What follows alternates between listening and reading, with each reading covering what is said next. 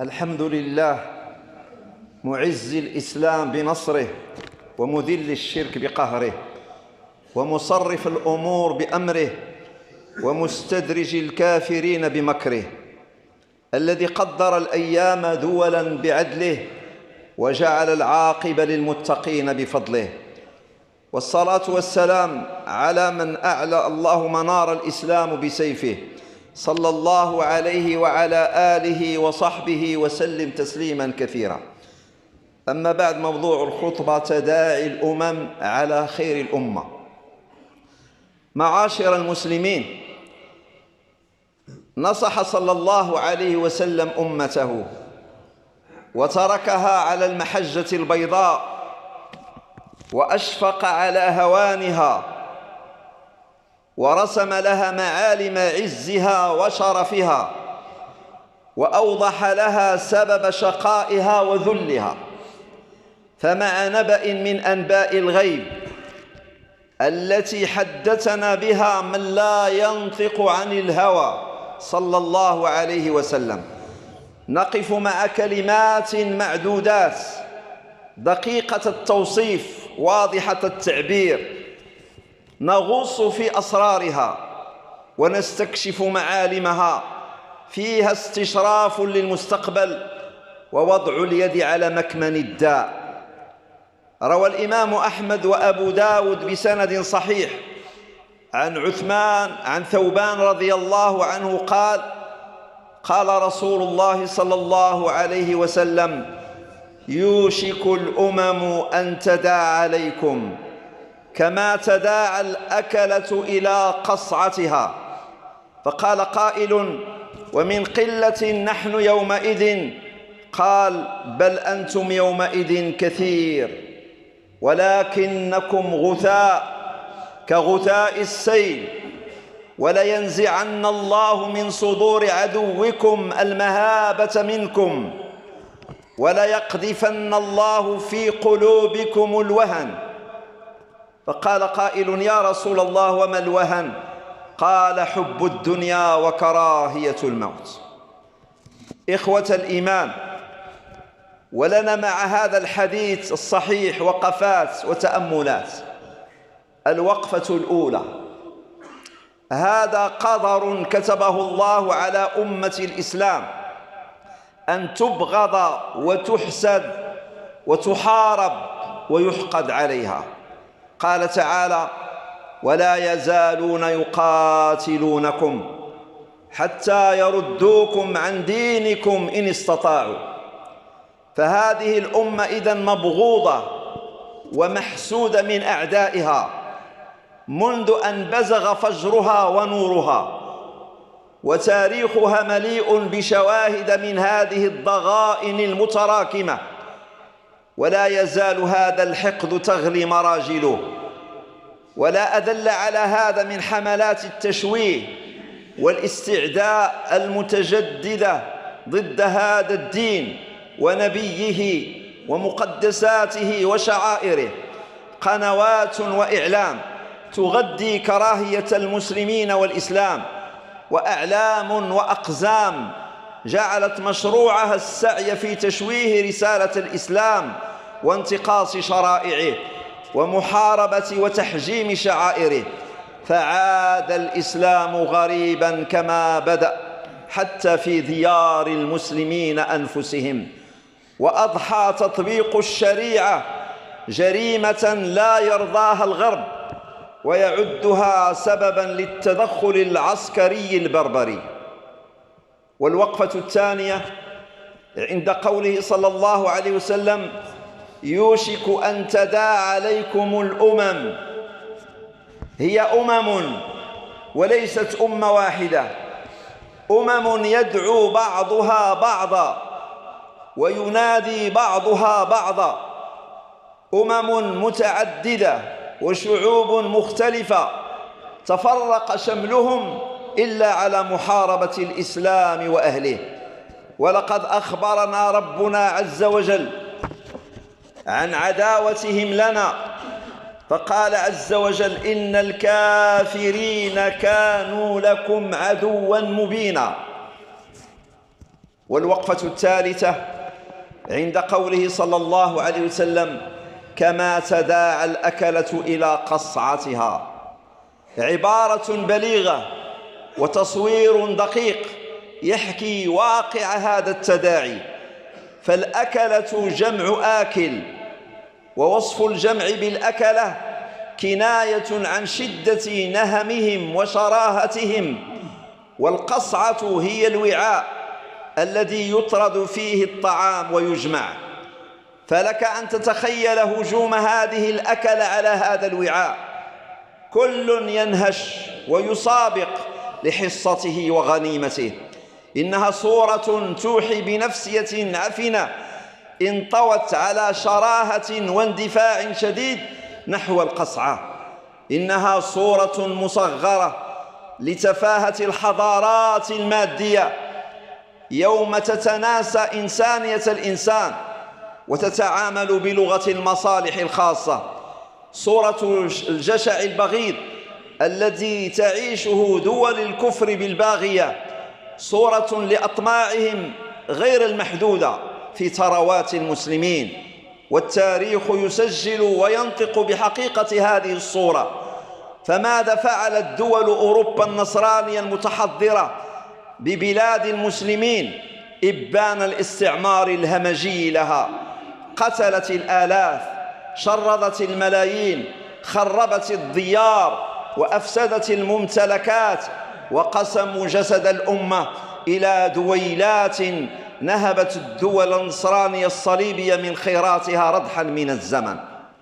أما الوقفة الرابعة في التعبير النبوي بالقصعة إشارة إلى البعد الاقتصادي الذي تخوضه الأمم الكافرة على بلاد المسلمين. فالهدف من هذا التداعي إذن ليس استئصال المسلمين، وإنما هدفه الطمع فيما عند المسلمين من خيرات والسيطرة عليها، سواء كانت هذه الخيرات من النفط أو من المعادن أو من المياه الإقليمية أو من ممرات التجارة الحساسة. هذه الأمم المتداعية المتحالفة ربما بررت عداءها وتدخلها تحت شعارات شتى، فربما تداعت تحت ذريعة محاربة الإرهاب أو البحث عن أسلحة الدمار أو نشر الحرية وفرض الديمقراطية أو غيرها من الذرائع التي هي لذر الرماد وإخفاء المطامع وتحقيق المصالح. هذا التداعي هدفه الطمع أولا، وهدفه إضعاف الأمة الإسلامية ثانيا، وإضعافها قد يكون بالتداعي عليها أو جزء منها عسكريا أو اقتصاديا، وقد يكون التداعي فكريا، وذلك بإنشاء معاهد ومؤسسات تدرس المجتمعات الإسلامية وتكتب التوصيات وترسم الخطط وتعمل ليل نهار لتشويه صورة الإسلام والتشكيك فيه وبث الفرقة بين المسلمين. بارك الله لي ولكم في القرآن العظيم، وأجارني وإياكم من عذابه الأليم، وآخر دعوانا أن الحمد لله رب العالمين.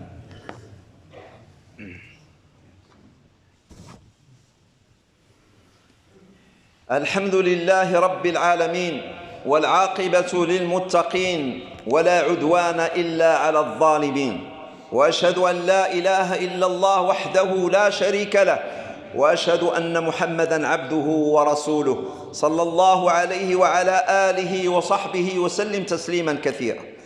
أما بعد، مع الوقفة الخامسة من هذا الحديث، فيسأل سائل الصحابة بعد هذه الحالة البئيسة المشفقة: أو من قلة نحن يومئذ يا رسول الله؟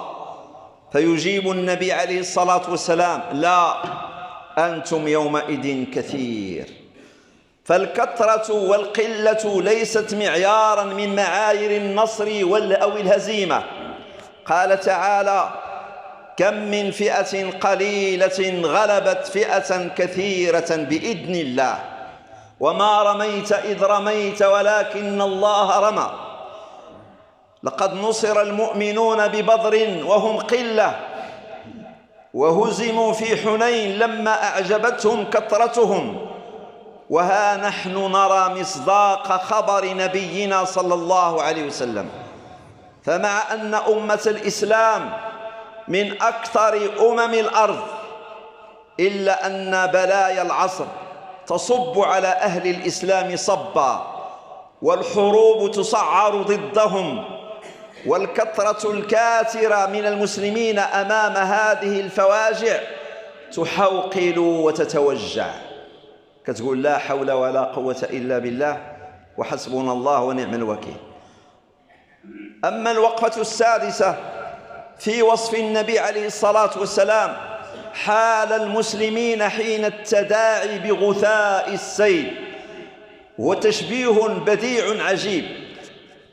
غثاء السيل هو ما طفح على الماء مما كان على وجه الأرض، ويحركها السيل كيفما صار، وهكذا حال أمة الإسلام، تحركها سياسات الغرب وتفرض عليها رؤيتها في الحياة. غثاء السيل يحمل أشياء لا قيمة لها، وكذلك المسلمون في عالم اليوم عددهم يفوق 1,000,000,000، ولكن بلا قوة تذكر أو تأثير في صناعة القرار. والوقفة السابعة عند قوله صلى الله عليه وسلم: ولينزعن الله من صدور عدوكم المهابة منكم. وهذه عقوبة من الله عاجلة لهذه الأمة، إنها في زمن التفرق والغثائية لا يهابون ولا يعبأ بهم، ففقدوا بذلك سلاحا عظيما طالما نصروا به، وهو سلاح الهيبة والرعب. يقول صلى الله عليه وسلم: نصرت بالرعب بمسيرة شهر. ووقفة ثامنة: ما سبب هذا الضعف الذي أصاب المسلمين؟ ما مصدر هذا التخاذل وهذا الهوان؟ ويأتي الجواب في كلمات مختصرات: هو الوهن، حب الدنيا وكراهية الموت. والمقصود هو حب الدنيا الطاغي الذي يلهي العبد عن دينه وعبادته والعمل لآخرته، أن تتحول هذه الدنيا في قلب صاحبها إلى غاية لا يهتم بعدها إلا بدنياه. هذا الرضا بالدنيا هو غفلة وبعد عن الله تعالى، وهو الذي دمه الله في آيات عدة: أرضيتم بالحياة الدنيا من الآخرة؟ ولننظر يا أهل الإيمان إلى المعاصي التي طفحت في الأمة، سنجد أن سببها حب الدنيا والتعلق بها. فهل أكل الحرام وتعامل بالربا ومنعت الزكاة إلا بسبب حب الدنيا؟ وهل الظلم والبغي على العباد إلا بسبب حب الدنيا؟ وهل بيع الدين وضيعت الأمانة إلا بسبب الدنيا؟ هل قطعت الأرحام وحصل التباغض والتهاجر والتضابر إلا بسبب حب الدنيا والغفلة عن الموت والدار الآخرة؟ وإذا انشغل العبد بدنياه وغفل عن آخرته فإنه يكره الموت، لا لذات الموت، وإنما كراهية ما بعد الموت. وأخيرا يا أهل الإيمان، سيوجد هذا الغثاء في الأمة وسيعلو ظلامه، ولكن سيضيء النور من بين هذا الغثاء في رجال نزع من قلوبهم حب الدنيا وكراهية الموت. سيكون في هذه الأمة وإن حلت الغثائية أمة بالحق ظاهرين، لا يضرهم خذلان المخذلين ولا تآمر المنافقين، كما قال سيد المرسلين: لا تزال طائفة من أمتي على الدين ظاهرين لعدوهم قاهرين، لا يضرهم من خالفهم إلا ما أصابهم من اللواء حتى يأتيهم أمر الله وهم كذلك. قالوا: يا رسول الله وأين هم؟ قال: ببيت المقدس وأكناف بيت المقدس. سيبقى الحق ظاهرا وإن حلت الغثائية، وستبقى التضحية والفدائية وإن عمت المذلة في الأمة الإسلامية. فكونوا يا أهل الخير، يا أحباب محمد صلى الله عليه وسلم، يا أتباع الصحابة، كونوا من أهل الحق بنصرة الدين والدفاع عن مقدسات المسلمين ونصرة قضاياهم، كل بحسبه، بقلمه، ببيانه، بدعوته، بإصلاحه لنفسه. كونوا كذلك يبقى أثركم وترفع درجاتكم وتكفر سيئاتكم وتدركوا مرضاة ربكم.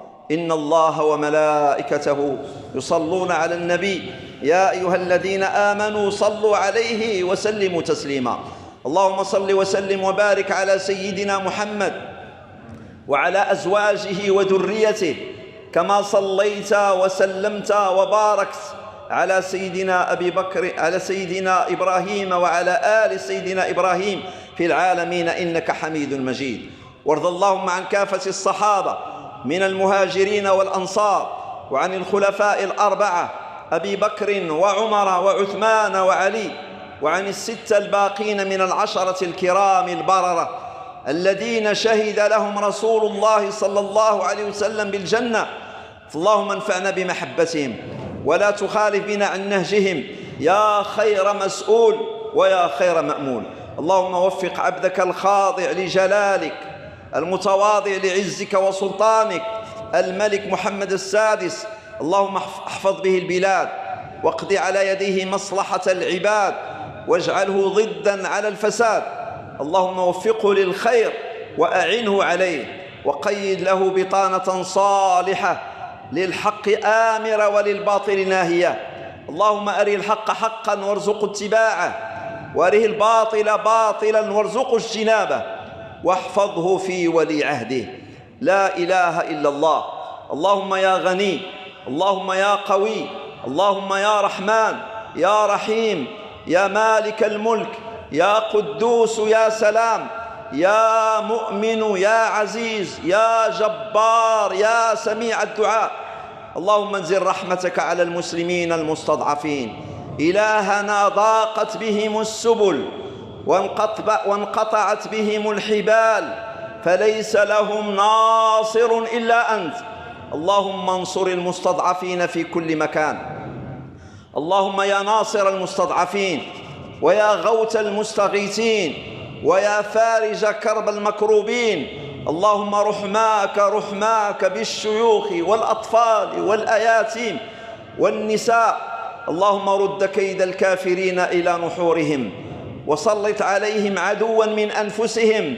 اللهم انزع الخوف في قلوبهم، اللهم أزرع الخوف في قلوبهم.